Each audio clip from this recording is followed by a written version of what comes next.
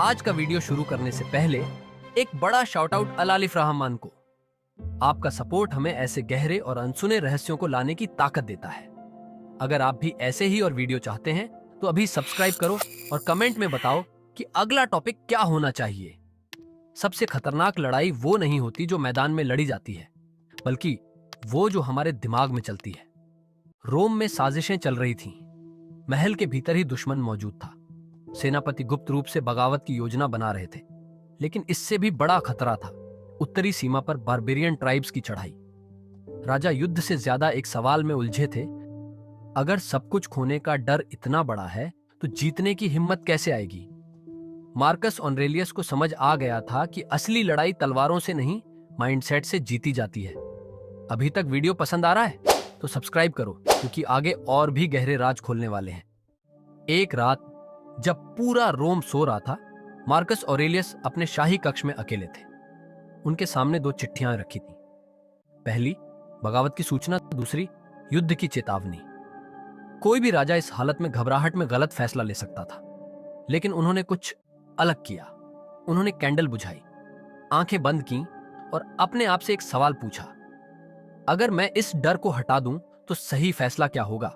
बिल्कुल वही सवाल जो आज के अरबपति पूछते हैं। यह स्टोइक तकनीक थी, प्री मेडिटेशन ऑफ इविल्स, यानी सबसे पहले सबसे बुरे हालात को सोचो, उसे एक्सेप्ट करो और फिर ठंडे दिमाग से फैसला लो।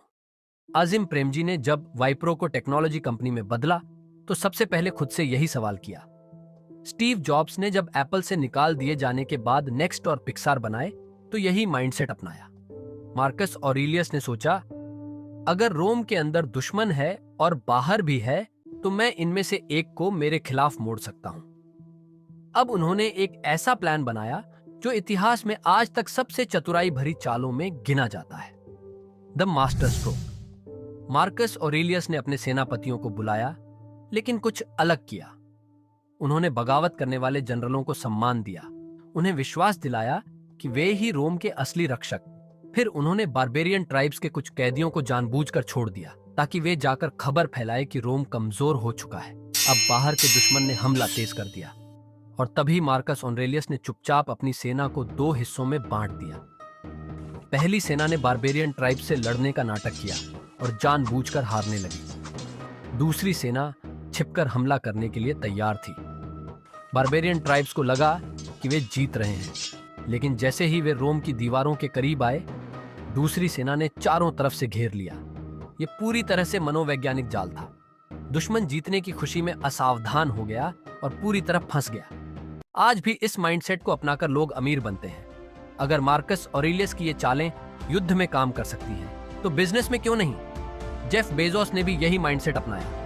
पहले किताबों की दुकान खोली, सबको लगा छोटा बिजनेस है, और फिर पूरी दुनिया का सबसे बड़ा ई-कॉमर्स एम्पायर बना दिया। मुकेश अंबानी ने जियो के साथ यही किया। पहले मुफ्त में डेटा दिया, पूरी टेलीकॉम इंडस्ट्री को रिलैक्स किया और फिर सबसे बड़ा मार्केट कैप्चर कर लिया। अगर तुम चाहते हो कि मैं ऐसे और सीक्रेट्स खोलूं तो अभी सब्सक्राइब करो। फाइनल लेसन, जो लोग अमीर बनते हैं वे कैसे सोचते हैं? मार्कस ऑरेलियस का सीक्रेट एक ही था, भावनाओं को कंट्रोल करो, डर को अपना हथियार बनाओ और हमेशा दो चालें आगे सोचो। अगर तुम अपनी जिंदगी में ये माइंडसेट अपनाओ, अगर डर से भागने की जगह उसे स्ट्रेटेजी में बदलो, तो क्या तुम भी लीडर बन सकते हो? अगर बुरी सिचुएशन में सबसे बुरे हालात को एक्सेप्ट करके शांत दिमाग से सोचो, तो क्या तुम भी अपना गेम बदल सकते हो?